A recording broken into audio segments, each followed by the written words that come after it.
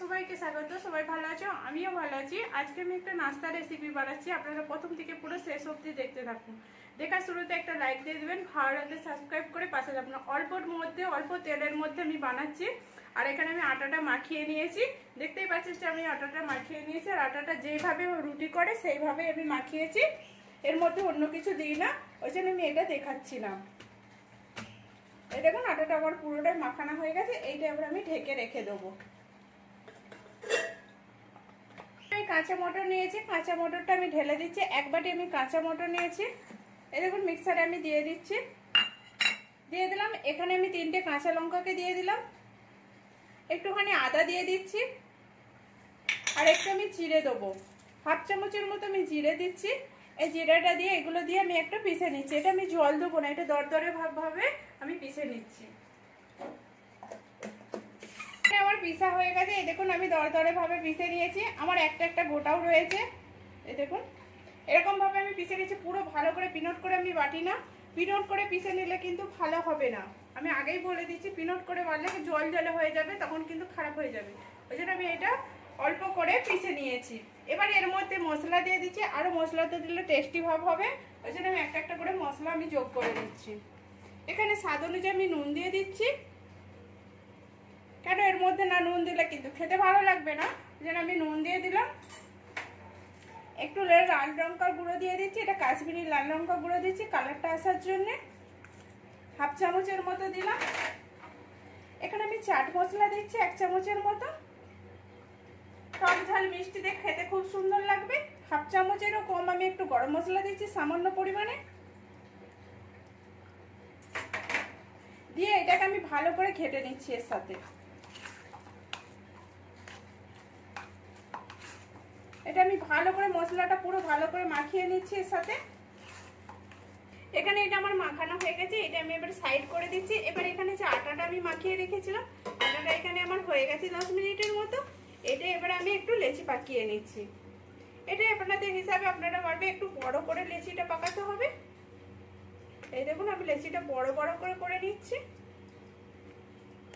রুটির চেয়ে বড় করতে, রুটি যেমন 3টে হয় সেরকম হিসাবে আমি বড় করছি। নতুন পুরনো বন্ধুদের অসংখ্য ধন্যবাদ। আর যারা নতুন আসছেন, আমার যদি ভিডিওটা একটু ভালো লেগে থাকে সাবস্ক্রাইব করে লাইক দিয়ে সাবস্ক্রাইব করে পাশে থাকবেন। দেখুন এখানে আমার পুরো লেচি পাকানো আছে, এটা আমি এবার একটু গোল করে নিচ্ছি। পুরোটাই আমি গোল করে নিলাম 3টে। এখানে আমি লেচিটা নিয়ে নিয়েছি, এর মধ্যে আমি একটু আটা দিয়ে দিয়েছি উপর থেকে। এই দেখুন আটাটা একটু বেশি করে দিয়েছি, দিয়ে এবার আমি গোল করে রুটিটা বেলে নেবো। এখানে আমার রুটিটা পুরো বেলা হয়ে গেছে। এবার আমি এরকম বাটি নিয়েছি, একটু বড় সাইজের বাটি নিয়েছি, নিয়ে এটাকে আমি কেটে নিচ্ছি। একটু ধারালো বাটি নিতে হবে। এই দেখুন এরকম করে বেললে কিংবা উল্টো পাল্টা হয়ে যেতে পারে, আমি ওই জন্য বাটি করে কেটে নিচ্ছি আমি। এই দেখুন এবার আস্তে আস্তে আমি তুলে নিচ্ছি এটাকে। বাদ বাকি যে রুটির অংশ আটাটা রয়েছে সেটা আমি তুলে নেব।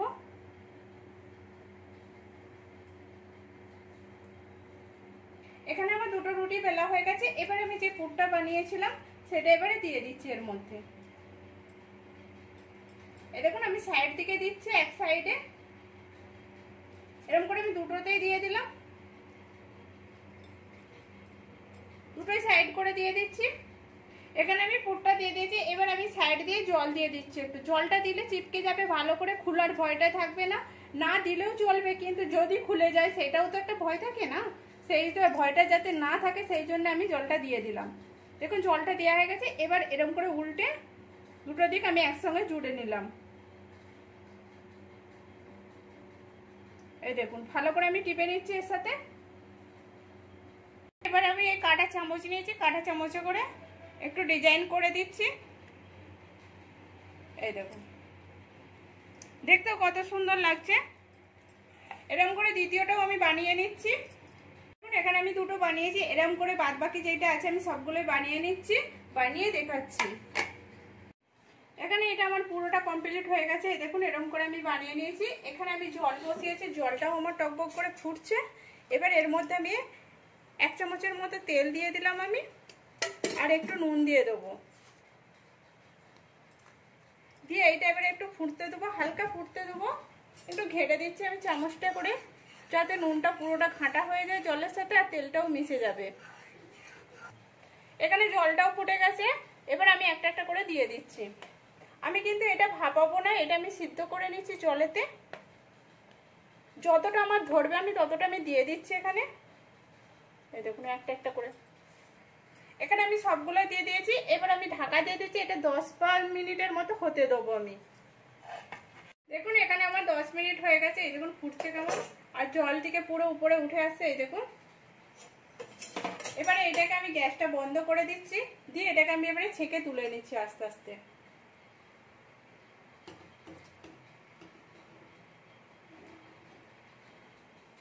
এই দেখুন এখানে কিন্তু আমি ঠান্ডা জল নিয়েছি, কোনো গরম নর্মাল জল নিয়ে ফ্রিজের জল নিয়েছি।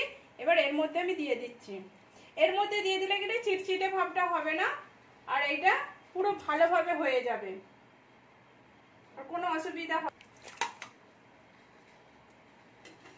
সেগুলো আমি ঠান্ডা হতে হতে এখানে আমি তার জন্য আরো টেস্টি বানানোর জন্য আমি একটু মশলা করে নিচ্ছি। এখানে আমি জিরে দিয়ে দিচ্ছি, এই দেখুন তেলটা দিয়ে দিয়েছি, তেলটা গরম হয়ে গেছে। 1/2 চামচের মতো জিরে দিয়ে দিলাম, আর 1/2 চামচের মতো আমি সরষে দিয়ে দিলাম। এই দেখুন সরষে আর জিরেটা আমার ভাজতে ভাজতে আমি সামান্য কড়ি পাতা দিয়ে দিলাম এর মধ্যে। এই দেখুন এখানে আমার এটা ভাজা হচ্ছে, ভাজা হতে হতে এখানে আমি একটু অল্প পরিমাণে হলদি দিয়ে দিচ্ছি। হলদিটাও আমার ভাজা হয়ে যাবে। হলদিটা একটা কালারটার জন্য দেখতে ভালো লাগবে, সেই জন্য আমি একটু বেশি করে দিলাম। এখানে আমার এগুলো দেওয়া হয়ে গেছে। এগুলো ভাজা হতে হতে আমি এবারে আমার ঠান্ডা হয়ে গেছে, এবার এটাকে আমি কেটে নিচ্ছি। এই দেখুন কত সুন্দর হয়েছে, এরকম করে আমি কেটে রেখে দিচ্ছি। আরেকটাও আমি কেটে দেখাচ্ছি একইভাবে, দুটো আধখানা করে নিচ্ছি। এবার যদি ছোট করতে চান, এটাকে 3 ভাগ করতে চান 3 ভাগও হবে। আমি একটু বড় সাইজের করে রেখেছি। দেখুন মটরটাও রয়েছে, পুরো কত সুন্দর লাগছে। এগুলো সবগুলো আমি কেটে নিয়েছি, আর এখানে আমার তরকাটা হয়ে গেছে। এবার এর মধ্যে আমি দিয়ে দিচ্ছি।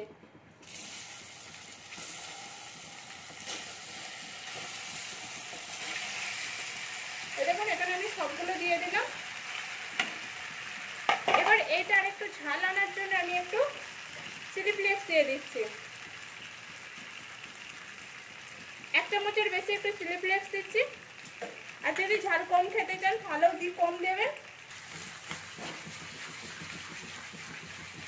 এই দেখুন হালকা হাতেতে এরকম করে নাড়িয়ে নিচ্ছি, তাহলে পুরোটাই হয়ে যাবে, পুরো মশলাটাই ভালো করে লেগে যাবে। এই দেখুন এখানে আমার পুরো মশলাটা দেওয়া হয়ে গেছে, মশলাটাও মাখানো হয়ে গেছে। এবার আমি অল্প করে উপর থেকে তেল দিয়ে দিচ্ছি। এই দেখুন পুরো তেলটা দিয়ে দিলাম আমি 1 চামচের মতো, আর কিছুটা পরিমাণ আমি ধনেপাতা কুচি দিয়ে দিচ্ছি। দিয়ে আমি এটাকে একটু নেড়ে নেবো এর সাথে। আমার এখানে খুন্তি লাগাতেই হবে না, হাতে করে একটু পোড়াটা নাড়িয়ে নিলেই হয়ে যাবে। এই দেখুন এটা পুরো কমপ্লিট হয়ে গেছে। আমি এবার গ্যাসটা বন্ধ করে দিচ্ছি। এটা 2 মিনিটের মতো আমি ঢাকা দিয়ে রাখছি। ধনেপাতা সবকিছু দিলাম সেটা একটু টেস্টে আসার জন্য, ওই জন্য আমি 2 মিনিট ঢাকা দিয়ে রেখে দিলাম। দেখুন এখানে আমার এটা হয়ে গেছে। এবার এটাকে আমি ঢেলে নিচ্ছি আস্তে আস্তে করে। এই দেখুন এখানে আমার পুরো কমপ্লিট হয়ে গেছে কম তেলের মধ্যে। এই দেখুন কত সুন্দর লাগছে, আর এটা হেলদির মতো বেশ ভালো। আর এটা আমি দেখাচ্ছি কেমন হয়েছে। এই দেখুন কত সুন্দর নরম হয়েছে, পুরো ম্যাগির মতো। এই দেখুন প্রচুর গরম তো ওই জন্য আবার ভাঙতেও অসুবিধা হচ্ছে। আমি আর একটা দেখাচ্ছি খুলে। এই দেখুন এটা খেতেও কত সুন্দর লাগবে,